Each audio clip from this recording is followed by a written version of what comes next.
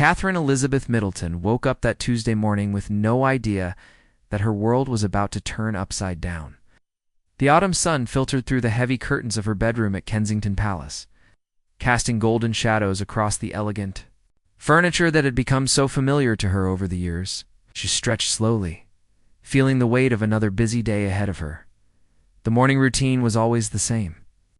Catherine would wake at 6:30, spend a few quiet moments collecting her thoughts, then prepare for whatever royal duties awaited her.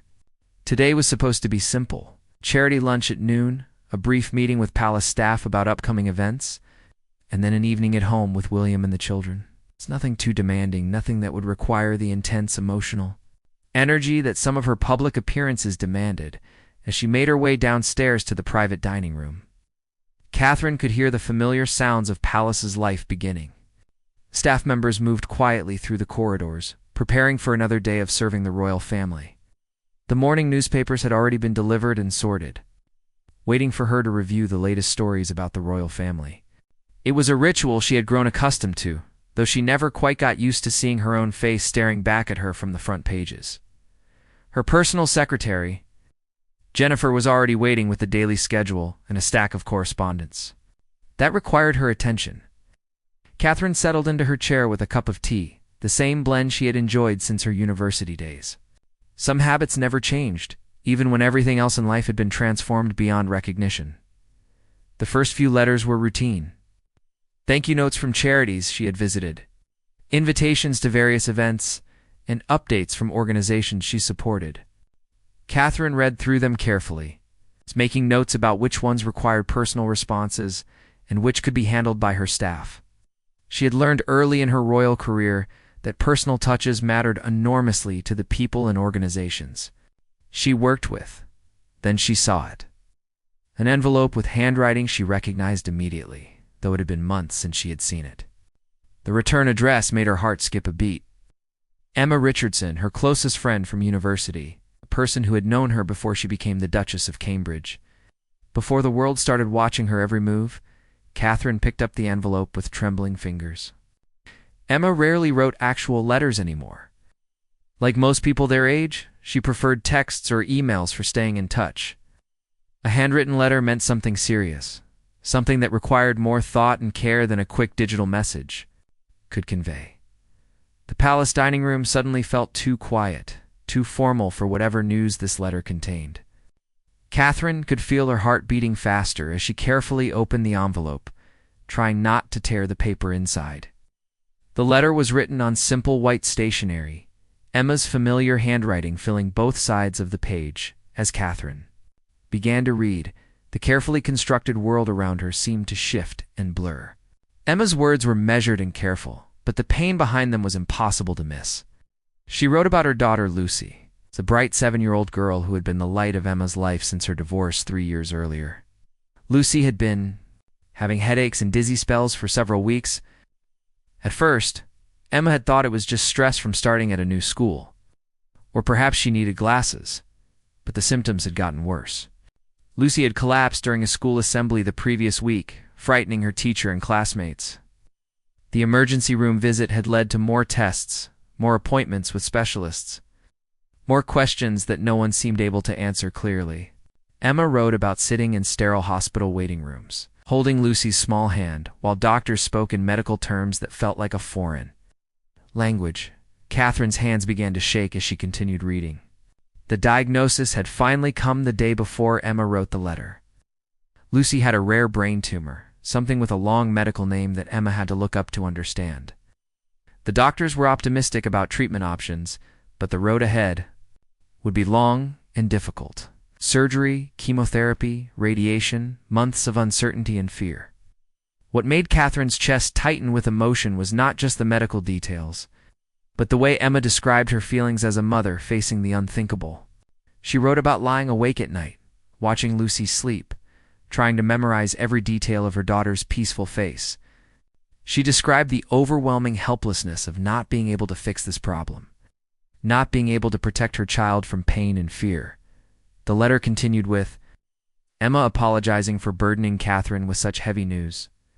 She knew how busy Catherine's life had become, how many demands were placed on her time and emotional energy. But Emma needed to tell someone who would truly understand. Someone who had known her when she was just a young woman with ordinary worries and dreams. Catherine set the letter down on the polished dining table, her vision blurring with tears she was trying desperately to hold back. The formal setting of the palace dining room, with its portraits of long-dead royals and gleaming silver serving pieces, suddenly felt absurd. How could she sit here, surrounded by such luxury, when her dear friend was facing every parent's worst nightmare? The memory hit her like a physical blow. Lucy Richardson was not just Emma's daughter. She was Catherine's goddaughter. The sweet little girl who had been barely walking when Catherine and William had gotten engaged. Lucy had been flower girl at their wedding, stealing hearts with her adorable stumbles down the aisle of Westminster Abbey.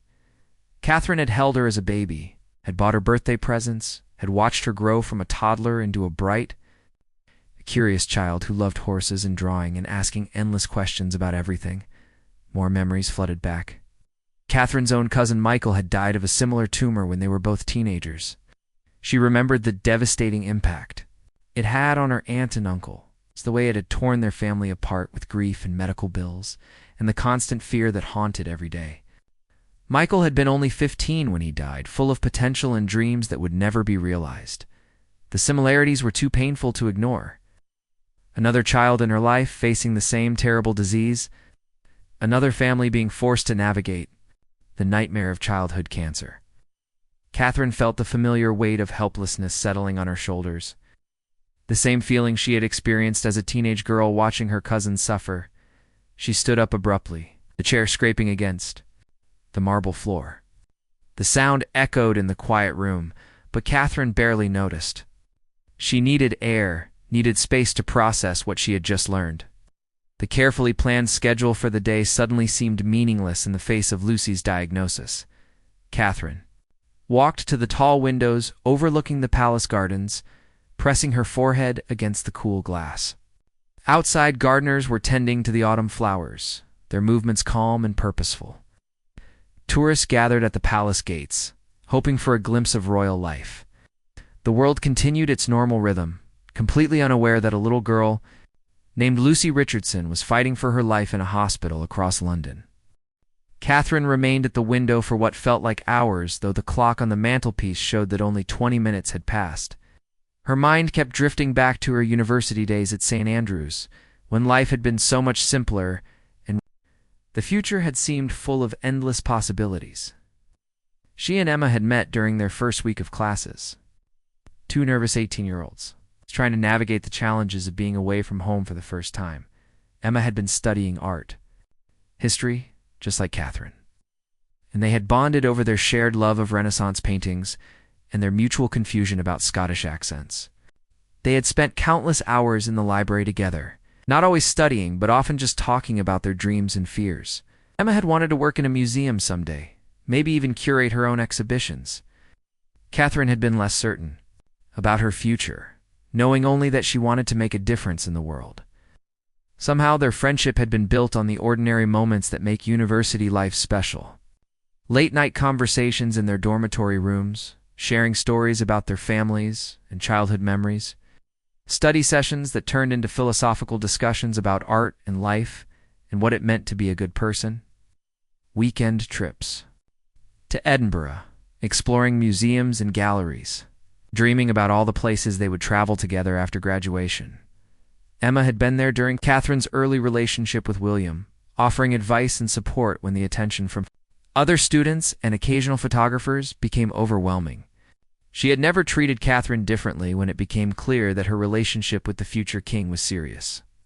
Emma had continued to be the same loyal, honest friend she had always been, even as Catherine's world began to change in ways neither of them had anticipated. After graduation, their lives had taken different paths, but they had worked hard to maintain their friendship. Emma had gotten her dream job at the National Gallery, working her way up from an assistant position to become a respected curator. Catherine had navigated the complex world of royal courtship, learning to balance her growing public role with her desire to remain true to herself. When Emma had gotten married to James Richardson, Catherine had been her maid of honor. Despite the security complications and media attention it brought to what should have been a private family celebration, the wedding had been beautiful, held in a small church in Emma's hometown, filled with family and university friends who had known them both before their lives became complicated by fame and royal protocols. Catherine remembered how radiant Emma had looked that day, how happy and hopeful about the future. James had been a good man, a teacher who shared Emma's love of art and culture. They had seemed perfect together, and Catherine had felt genuinely happy for her friend's good fortune. It had given her hope that normal happiness was still possible, even as her own life became increasingly public and constrained by royal expectations. The pregnancy announcement had come 2 years later. Delivered over lunch at a quiet restaurant in London, where they could talk without being overheard, Emma had been glowing with excitement, already making plans for the nursery and wondering whether the baby would inherit her artistic talents or James's love of literature. Catherine had been one of the first people Emma told, and she had felt honored to share in such an intimate moment. Lucy's birth had been complicated, with Emma spending 2 difficult days in labor before finally welcoming her daughter into the world. Catherine had visited the hospital as soon as she was allowed, bringing flowers and a hand-knitted blanket she had made herself during the long months of pregnancy. Holding Lucy for the first time had been an emotional experience that Catherine still remembered vividly. The baby had been so small and perfect, with Emma's dark hair and bright, curious eyes that seemed to take in everything around her. Catherine had felt an immediate connection to this tiny person, a protective instinct that surprised her with its intensity. When Emma had asked her to be Lucy's godmother, Catherine had accepted without hesitation, promising to always be there. For both mother and daughter, the early years of Lucy's life had been filled with joy and celebration. Catherine had attended birthday parties and school performances, taken Lucy to museums and parks, had watched her grow from a quiet baby into a talkative toddler with strong opinions about everything. Lucy had inherited her mother's artistic eye and her father's love of stories, creating elaborate drawings that she would explain in great detail to anyone willing to listen. But Emma's marriage had not survived the pressures of parenthood and career demands. The divorce had been painful, but amicable, with both parents committed to making sure Lucy felt loved and secure despite the changes in their family structure. Catherine had tried to be supportive without taking sides, maintaining her friendship with Emma while respecting the difficulties of the situation. The divorce had meant that Emma was raising Lucy largely on her own, juggling her demanding career with the responsibilities of single motherhood. Catherine had seen how hard Emma worked to provide stability for her daughter, how much she sacrificed to make sure Lucy had everything she needed. Emma never complained, but Catherine could see the exhaustion in her friend's eyes during their occasional visits. Now, thinking about Lucy facing such a serious illness with only Emma to support her, Catherine felt overwhelmed by a mixture of love and helplessness. She wanted to do something, anything, to help her goddaughter and her oldest friend. But what could she do? Her position as a member of the royal family came with many privileges, but it also came with limitations that sometimes felt impossible. To navigate, the memory of her cousin Michael's illness came flooding back with painful clarity. Catherine had been 16 when the doctors had first diagnosed Michael's brain tumor, the same age Lucy was now. She remembered the way the news had devastated her aunt and uncle, how quickly their lives had been consumed by hospital visits and medical appointments, and the constant fear that lived just beneath the surface of every UHE. The surface of every UHE conversation Michael had been such a bright, funny boy, full of energy and mischief that had made family gatherings lively and entertaining. He had been planning to study engineering at university, had been excited about learning to drive, had been looking forward to all the normal milestones of teenage life. The tumor had stolen all of that, replacing his dreams with a brutal reality of surgery and chemotherapy and the gradual loss of everything that had made him uniquely himself. Catherine had watched her cousin fight with incredible courage, never complaining, even when the treatments made him sick and weak. She had seen how hard her aunt and uncle had tried to maintain hope, how they had researched every possible treatment option, how they had spent their life savings on experimental therapies that offered little real hope. The end had come more quickly than anyone had expected. One day Michael had seemed stable, responding well to treatment, and talking about returning to school. 3 days later, he was gone, leaving behind a family shattered by grief and a teenage cousin who had learned too early how fragile life could be. Standing in the palace dining room, holding Emma's letter, Catherine felt the weight of that old grief mixing with her fear for Lucy. She could not bear the thought of losing another young person she loved to the same terrible disease. But she also knew that her position gave her resources that her teenage self had not possessed. Perhaps, this time things could be different. Catherine finally turned away from the window, Emma's letter still clutched in her trembling hands. She knew that her staff would be expecting her to appear for her scheduled appointment soon.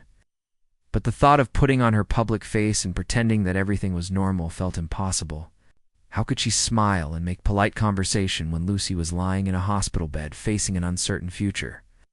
The irony was not lost on her. As a member of the royal family, Catherine had access to the best medical care in the world. Something happened to her or her children, no expense would be spared. No specialist would be unavailable. No treatment would be considered too experimental or expensive to try. But for ordinary families like Emma's, the reality was very different. They had to navigate complex insurance systems, wait for appointments with overbooked specialists, make impossible decisions about treatments they could not afford.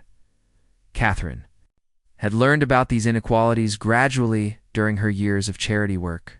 She had visited children's hospitals and met families who were struggling not just with their child's illness, but with the financial burden that serious medical care placed on ordinary people. She had seen parents who worked multiple jobs too, pay for treatments, who sold their homes to cover medical bills, who spent every waking moment advocating for their children in a system that often seemed designed to wear them down. The knowledge had always troubled her, but it had remained somewhat abstract until now. These were other people's children, families she met briefly during official visits before moving on to the next engagement. She cared about them genuinely, but there was a professional distance that made the pain manageable. Lucy was different. Lucy was family in every way that mattered. Catherine sank back into her chair, trying to think clearly despite the emotional storm raging in her chest. She needed to do something concrete to help, but she also had to be careful about how she proceeded. Every action she took as a member of the royal family was scrutinized by the media and the public. A single misstep could create a scandal that would overshadow the very cause she was trying to help. The morning schedule lay forgotten on the table beside Emma's letter. Catherine was supposed to attend a charity lunch supporting literacy programs for disadvantaged children. Normally, she looked forward to these events, finding genuine pleasure in meeting the volunteers and beneficiaries who worked so hard to make a difference in their communities. Today, the thought of making small talk and posing for photographs felt unbearable, but she also knew that disappointing the charity and the people who had planned the event was not an option. Hundreds of people were expecting to see her, had bought tickets specifically because she would be there. The organization depended on the publicity and donations that royal patronage brought to their cause. A personal crisis, no matter how legitimate, could not be allowed to overshadow her public responsibilities. Catherine stood up and walked to her private phone. The secure line that allowed her to make calls without worrying about palace staff overhearing or reporters somehow intercepting the conversation. She dialed Emma's number from memory, her heart racing as she waited for her friend to answer. Emma's voice sounded exhausted when she picked up after several rings. Catherine could hear hospital sounds in the background, the constant beeping of machines and muffled conversations of medical staff. Okay. Emma was clearly at Lucy's bedside, probably had been there all night. Emma, it's Catherine. I just got your letter. The words came out in a rush, and Catherine had to pause to collect herself before continuing. I'm so sorry. I wish you had called me as soon as you knew. Shouldn't have to go through this alone. Emma's response was quiet, her voice thick, with unshed tears. I didn't want to bother you. I know how busy you are, and this isn't really your problem. I just needed to tell someone who would understand how scared I am. The words hit Catherine like a physical blow. Her oldest friend was facing every parent's worst nightmare, and she felt like she couldn't even reach out for support because of Catherine's royal status. The distance that fame and protocol had created between them suddenly felt like an unbridgeable gap. Emma, listen to me. This is absolutely my problem. Lucy is my goddaughter, and you are one of my dearest friends. Nothing about my life has changed that, and nothing ever will. I want to help, but I need you to tell me exactly what Lucy needs. Right now. The conversation that followed was painful but necessary. Emma explained Lucy's medical situation in more detail, describing the type of tumor and the treatment protocol the doctors had recommended. The surgery was scheduled for the following week, followed by several months of intensive chemotherapy. The doctors were cautiously optimistic, but they had been honest about the risks and the long road ahead. What emerged from their conversation was not just the medical challenge, but the practical difficulties that Emma was facing. She was trying to maintain her job at the gallery while spending most of her time at the hospital. The insurance would cover most of the basic treatment costs, but there were numerous expenses that fell outside the coverage. Specialized medications, travel costs for treatments at different hospitals, modifications to their home to accommodate Lucy's needs during recovery, more than the financial concerns. Though Emma was struggling with the emotional isolation, most of their university friends lived far away now, busy with their own families and careers. James was supportive, but had limited resources as a teacher's salary. Emma's parents were elderly and lived in Scotland, too far away to provide day-to-day help. She was essentially facing this crisis alone, trying to be strong for Lucy while dealing with her own fear and exhaustion. Catherine listened to her friend's quiet recitation of challenges and felt her heart breaking. This was exactly the kind of situation where her position and resources could make a real difference. But she had to be careful about how she proceeded. Royal involvement in private medical situations could easily become a media circus that would make things worse for everyone involved. After they hung up, Catherine sat in silence for several minutes, thinking about what she had learned. She needed the best possible medical care, which meant accessing specialists and treatments that might not be readily available through the regular system. Emma needed emotional support and practical help managing the day-to-day challenges of caring for a seriously ill child. Both of them needed privacy and protection from media attention that could turn their personal tragedy into public entertainment. Catherine picked up her private phone again and dialed a number she had memorized years earlier. Dr. Sarah Mitchell was a pediatric oncologist at Great Ormond Street Hospital, one of the world's leading specialists in childhood brain tumors. Catherine had met her during a hospital visit several years earlier and had been impressed by her dedication and expertise. More importantly, Dr. Mitchell was known for her discretion and her commitment to treating all her patients with equal care, regardless of their family's social status. The conversation with Dr. Mitchell was encouraging. She was familiar with Lucy's type of tumor and agreed to review the medical records if Emma was willing to have them transferred. She also confirmed what Catherine had suspected, that there were newer treatment protocols and experimental therapies that might not be available at the hospital where Lucy was currently being treated.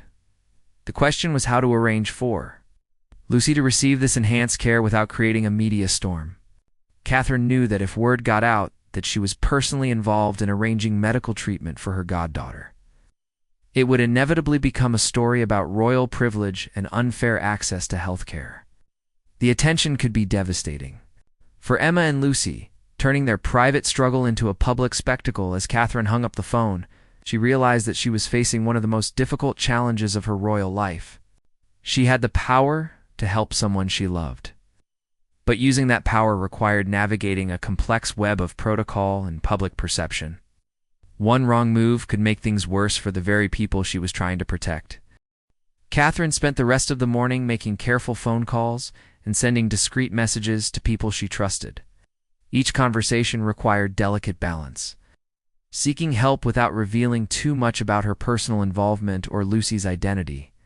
She reached out to medical professionals she had met through her charity work, two friends who understood the importance of privacy, and to palace staff who could help coordinate logistics without asking too many questions. By noon, she had managed to arrange for Lucy's medical records to be quietly transferred to Dr. Mitchell at Great Ormond Street Hospital. The transfer was handled through official channels that would make it appear routine rather than the result of royal intervention. Catherine had also spoken with the hospital's administration about ensuring that Lucy's treatment would be covered by a charitable fund that provided enhanced care for children with rare conditions. The charity lunch was even more difficult than Catherine had anticipated. She went through the motions of greeting donors and volunteers, listening to speeches about literacy programs, and posing for photographs with happy children who had benefited from the organization's work. But her mind kept drifting to Lucy, lying in a hospital bed across London, probably scared and confused about what was happening to her young body. During her speech to the assembled guests, Catherine found herself speaking more passionately than usual about the importance of education and opportunity for all children. She talked about how every child deserved the chance to reach their full potential, regardless of their circumstances. The words felt hollow even as she spoke them, knowing that right now, one particular child's potential was threatened by something far beyond her control. After the lunch ended, Catherine retreated to her car for the drive back to Kensington Palace. For the first time all day, she allowed herself to truly break down. The tears came in great, shaking sobs that she tried to muffle against her hand. Her security detail, trained to be discreet, said nothing about the sounds coming from the back seat. But she could see the concern in their eyes when they glanced at her through the rear view mirror. The emotional release was both devastating and necessary. Catherine had spent so many years learning to control her public emotions, to present a calm and composed face to the world, regardless of what was happening in her private life. The skill had served her well through various royal crises and personal challenges. But today, the facade had finally cracked under the weight of her fear for Lucy. When she arrived back at the palace, Catherine went directly to her private office and closed the door. She needed time to think, to plan, and to figure out how to balance her genuine desire to help with the complex requirements of her royal role. The afternoon appointments on her schedule would have to be rearranged or handled by other members of the royal family. Her private secretary, Jennifer, knocked softly and entered when Catherine called for her to come in. Jennifer had worked for the royal family for more than a decade and had developed an instinct for when discretion was particularly important. She took one look at Catherine's tear-stained face and immediately closed the door behind her. "Royal Highness, is there anything I can do to help?" "The Duke called earlier asking if you were all right. He said you seemed upset when you left for the charity lunch."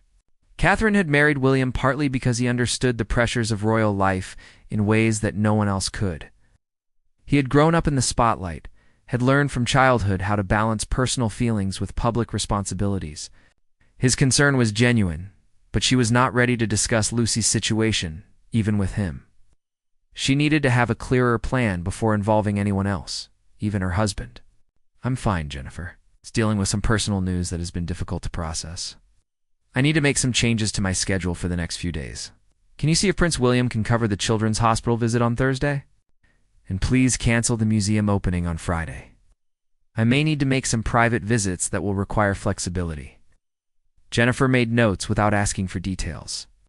Her job was to facilitate Catherine's schedule and commitments, not to pry into personal matters. But Catherine could see the concern in her expression, the way her eyes lingered on Catherine's face as if trying to assess how serious the situation might be. After Jennifer left, Catherine called William's private office and asked him to come to Kensington Palace when his own appointments were finished. She needed to tell him about Lucy's situation, both because she would need his support and because any significant change in her schedule would require his understanding and cooperation.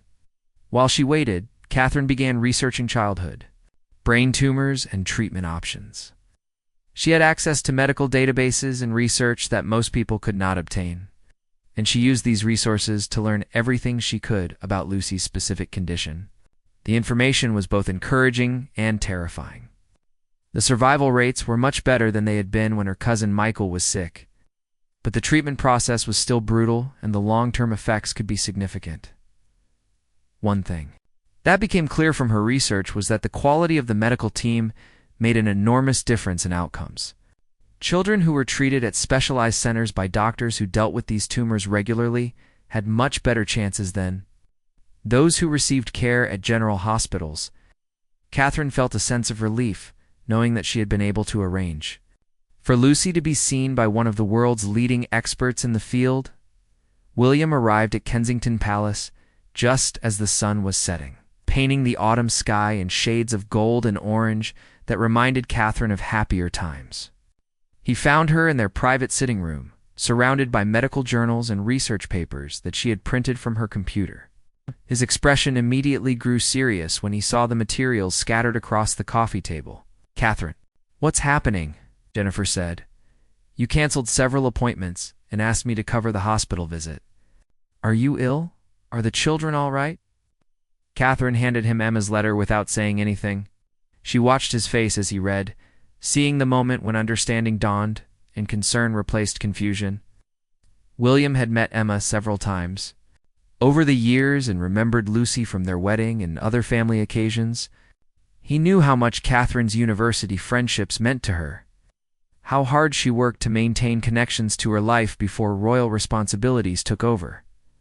When he finished reading, William set the letter down carefully and moved to sit beside Catherine on the sofa, pulled her into his arms without saying anything, understanding that sometimes comfort was more important than words. Catherine allowed herself to lean against him, drawing strength from his solid presence and his understanding of how complicated their lives had become. "What do you need from me?" William asked quietly. "How can I help Lucy and Emma without making things more difficult for them?" The question was exactly what Catherine had been hoping to hear. William understood instinctively that their position brought both opportunities and risks when it came to helping people they cared about. Media attention could be just as damaging as it was helpful, and they had to be careful about how they used their influence. "I've already arranged for her to be seen by Dr. Mitchell at Great Ormond Street," Catherine explained. "The transfer is happening quietly through official channels, but I think we need to do more. Ma is trying to handle this alone, and Lucy is going to need ongoing support that goes beyond what the medical system can provide." They spent the evening discussing possible approaches, weighing the benefits and risks of different levels of involvement. William suggested establishing a private fund that could help with expenses that insurance did not cover, while Catherine proposed arranging for psychological support for both Emma and Lucy to help them cope with the emotional challenges ahead. By the time they went to bed, they had developed a comprehensive plan that would provide significant help while maintaining the privacy that Emma and Lucy desperately needed. The next challenge would be implementing that plan without attracting the attention of reporters who were always looking for stories about royal involvement in private matters. The following weeks tested Catherine's ability to maintain her public composure. Privately orchestrating a complex support system for Lucy and Emma, she had learned to compartmentalize her emotions during her years as a royal. But this situation pushed those skills to their absolute limits. Every public appearance required her to smile and engage with people while her heart ached with worry about her. G-Dart. Dr. Mitchell's initial consultation with Lucy had been encouraging. The tumor was operable, and the little girl was responding well to the preliminary treatments designed to reduce swelling before surgery. May had called Catherine after the appointment, her voice lighter than it had been in weeks. They're still heavy with the weight of everything they were facing. She was so gentle with Lucy. Emma had whispered into the phone, not wanting her daughter to overhear, and she explained everything in terms that Lucy could understand without being frightening. "I feel like we finally have someone on our team who really knows what she's doing." Catherine had felt a surge of relief at those words. The careful arrangements she had made were working, and Lucy was getting the expert care she needed. She also knew that the real challenges lay ahead. Surgery was just the beginning of a long and difficult journey that would test both Lucy's strength and Emma's endurance. The surgery was scheduled for a Thursday morning, and Catherine had rearranged her entire week to be available if Emma needed her. She could not be physically present at the hospital without creating a security and media situation that would be disruptive to everyone. But she wanted to be reachable at any moment. On the morning of the surgery, Catherine found herself unable to concentrate on anything else. She went through her scheduled appointments like an actress playing a role, saying the right words and making the appropriate gestures, while her mind remained fixed on Great Ormond Street Hospital. During a meeting with representatives from one of her patronages, She found herself staring out the window, calculating how long the surgery should take and wondering if Emma is holding up under the stress. The call came just after 2 in the afternoon. Catherine was in the middle of reviewing briefing papers for an upcoming overseas trip when her private phone rang. She recognized Emma's number immediately and felt her heart start racing as she answered. "It went well," Emma said without preamble, her voice exhausted but relieved.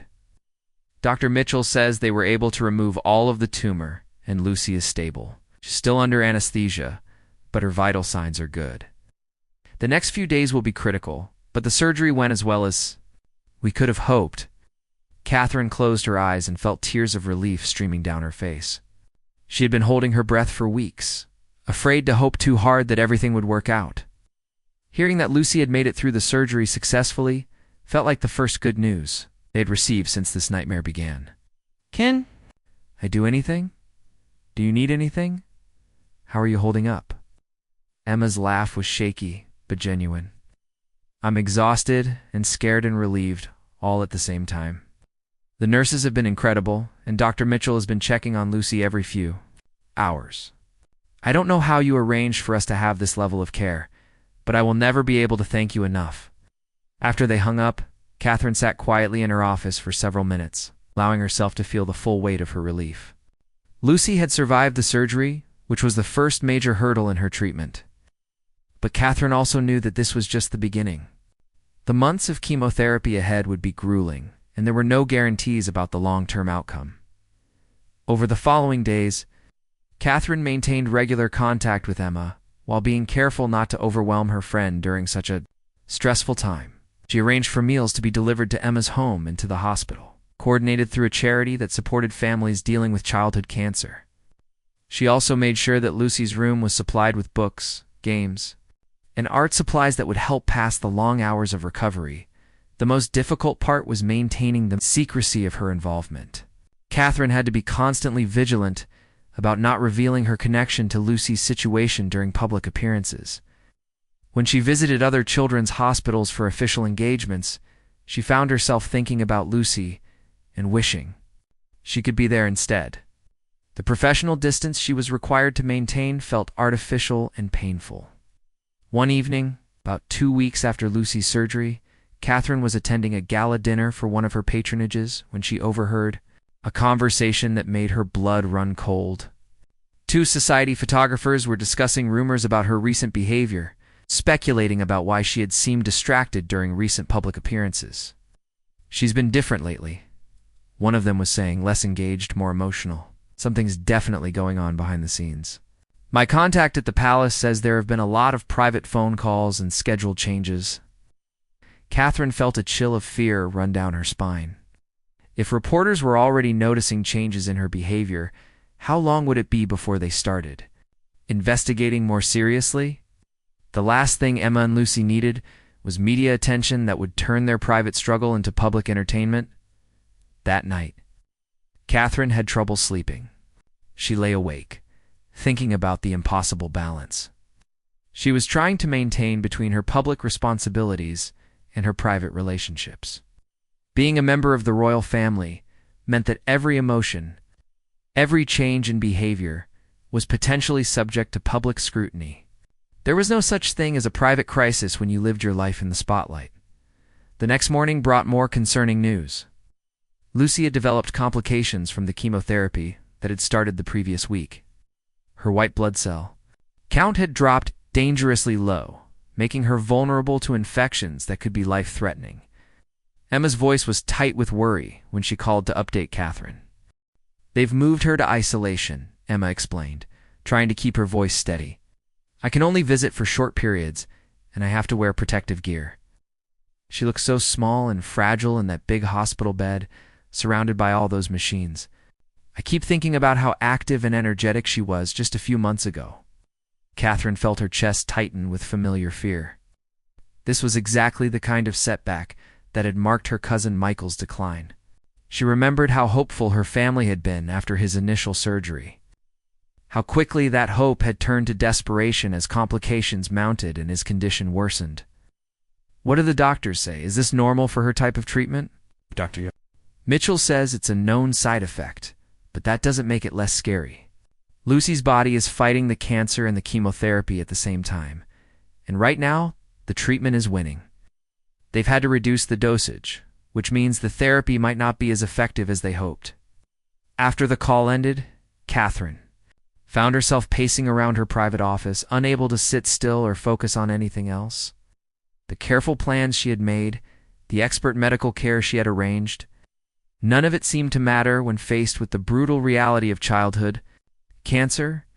Lucy was still a 7-year-old girl whose body was being pushed to its limits by treatments that were almost as dangerous as the disease they were meant to cure.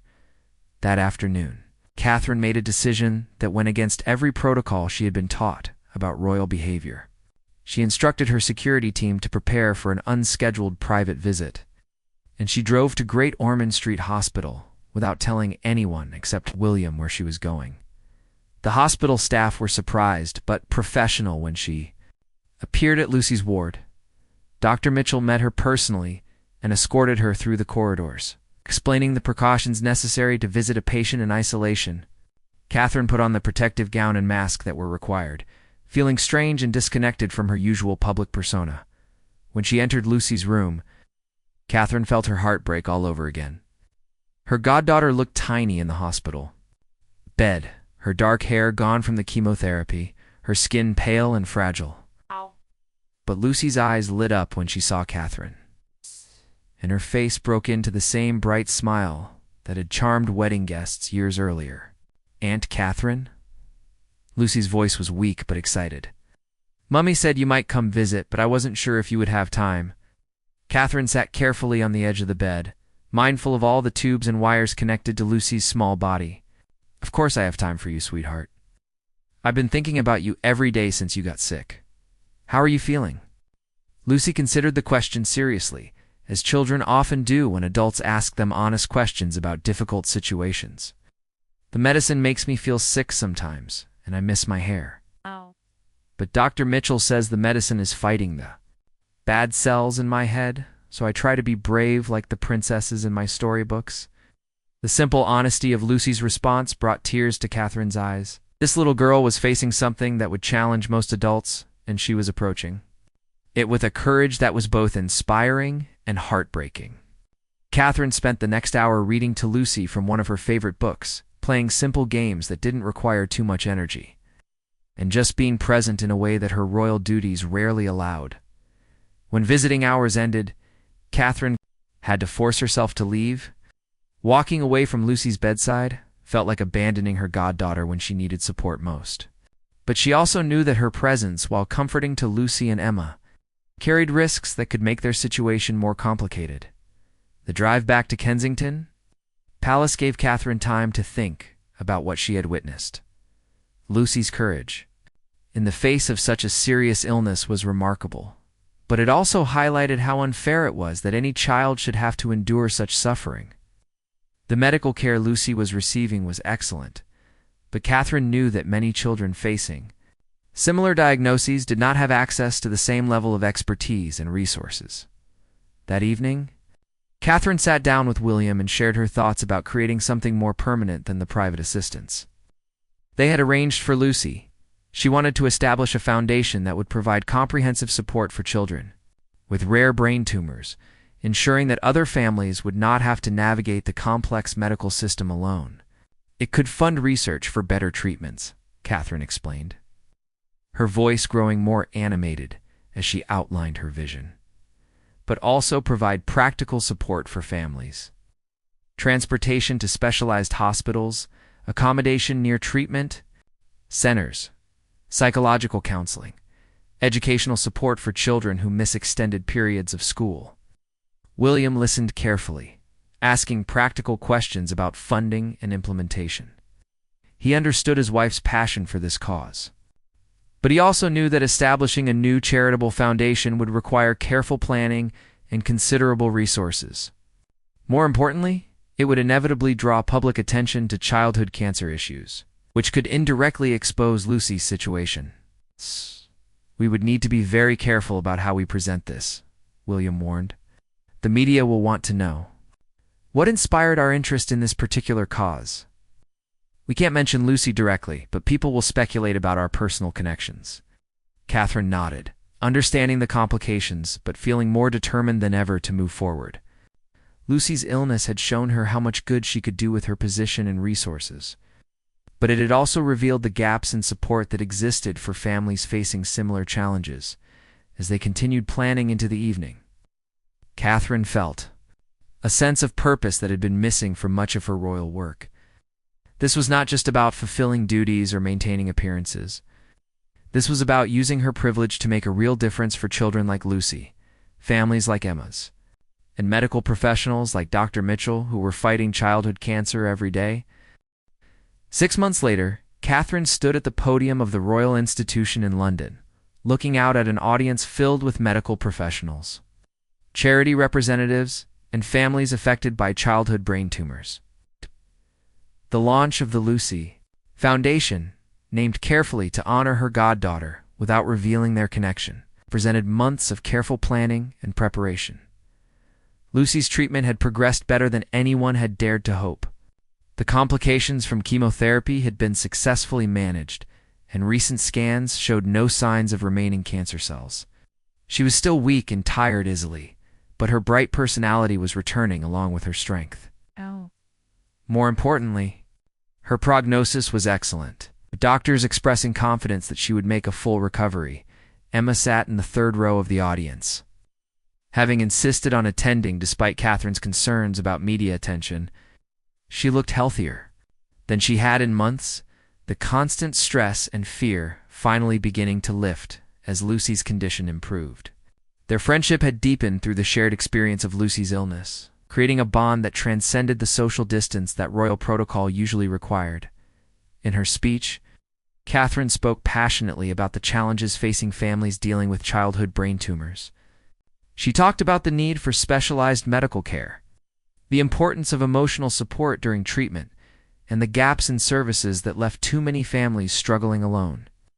Her words carried the weight of personal experience, though she was careful not to reveal the source of her knowledge. Every child deserves access to the best possible medical care, regardless of their family's circumstances, Catherine said, her voice strong and clear.